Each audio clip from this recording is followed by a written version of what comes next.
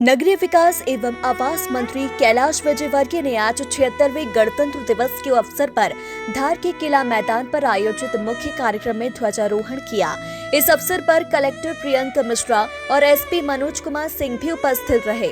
सुबह लगभग 9 बजे मंत्री कैलाश विजयवर्गीय ने किला मैदान पर तिरंगा फहराया। झंडा वंदन के बाद मंत्री विजयवर्गीय ने अनेकता में एकता का प्रतीक रंग बिरंगे गुब्बारे आसमान में छोड़े। इसके बाद मंत्री ने परेड का निरीक्षण भी किया और मुख्यमंत्री डॉक्टर मोहन यादव के संदेश का वाचन किया।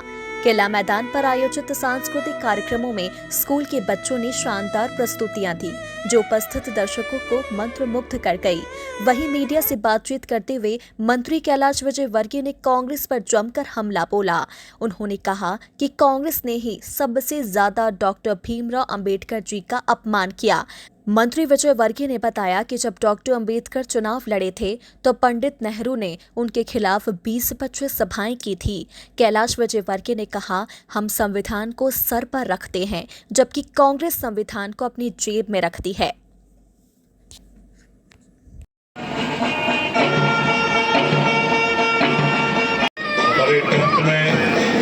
पुलिस का बैंड दल राजन कमांडर कृष्णकांत सिंह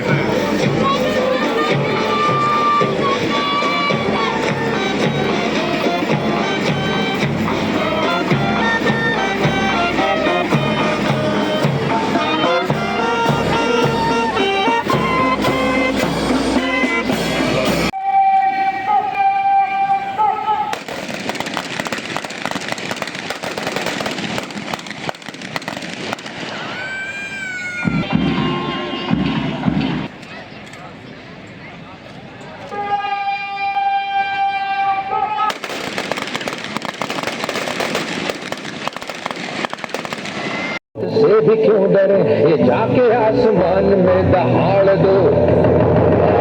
है प्रचंड बोल मस्तकों के झुंड, आज जंग की बड़ी की तुम हार दो। आन शान या की जान गाओ दान, आज धनुष के बाण पे उधार दो। नहीं जाने दूंगी, नहीं जाने दूंगी, नहीं जाने दूंगी।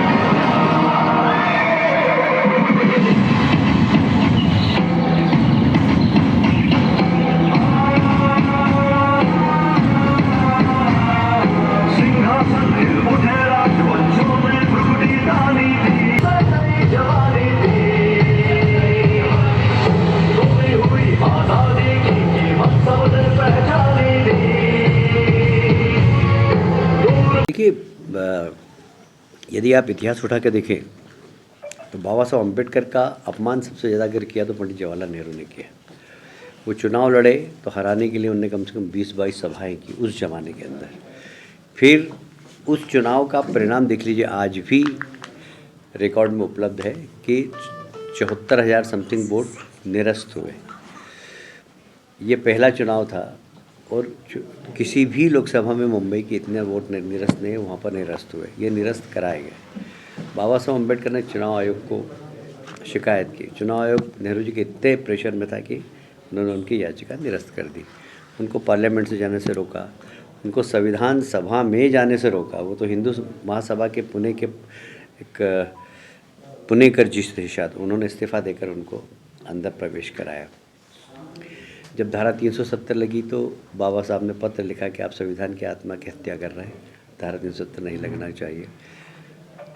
तब भी नेहरू जी ने उनकी बात को नहीं माना। सरदार वल्लभ भाई पटेल ने भी धारा 370 लगाने का विरोध किया तो भी उन्होंने लगाई। वो देश के ऊपर आज एक बहुत बड़ी समस्या जो पैदा की थी, वो पंडित जवाहरलाल नेहरू की गलती से की थी। अगर दूसरा हम देखें तो उनकी बेटी इंदिरा जी ने आपातकाल लगा करके, आपातकाल में पूरे देश को जेल बनाते थे। आपके यहाँ से बहुत सारे लोग, सेनापति जी, विक्रम वर्मा जी, हैं प्रधान साहब, ये सब लोग जेल रहे थे और बेचारे बड़े अच्छे समर्पित लोग थे। तो पूरी देश, अच्छा, कांग्रेस के ही जिन लोगों ने उनका विरोध किया था वो भी जेल में रहे थे, चाहे मोरारजी भाई हो, चाहे जितने भी सीनियर कांग्रेस के लीडर थे। तो उन्होंने, जिसने इंदिरा जी का विरोध किया उनको उन्होंने जेल में डाला। तो ये संविधान का उपयोग उन्होंने या तो अपनी कुर्सी बचाने के लिए किया है, अपने परिवार को बचाने के लिए किया, देश हित में कभी भी नहीं किया। अगर हम राजीव गांधी की बात करें तो जब दंगे हुए, सिख दंगे, सिख मारे गए, तो राजीव जी से पूछा गया कि भाई ये क्या है, तो उन्होंने कहा कि साहब कोई बड़ा पेड़ गिरता है तो धरती हिलती है। अभी क्या उनका संवैधानिक बयान था। चलिए वो छोड़िए। इंदौर में शाहबानू महिला थी, उसके प्रकरण में सुप्रीम कोर्ट ने महिला गुजारा भत्ता देने का घोषणा की। उसके खिलाफ सुप्रीम कोर्ट के खिलाफ पार्लियामेंट में गए और उस सुप्रीम कोर्ट के परिणाम को बदल दिया। ये संविधान की हत्या थी। राजीव ने की। राहुल जी ने क्या किया? राहुल जी, याद होगा आपको, 2013 में एक अध्यादेश आया था। उस अध्यादेश का नाम नहीं लेता हूँ मैं, पर उसको पत्रकारों के सामने फाड़ दिया था उन्होंने। क्या ये संविधान का सम्मान है? इससे अलग हट के बात करता हूँ।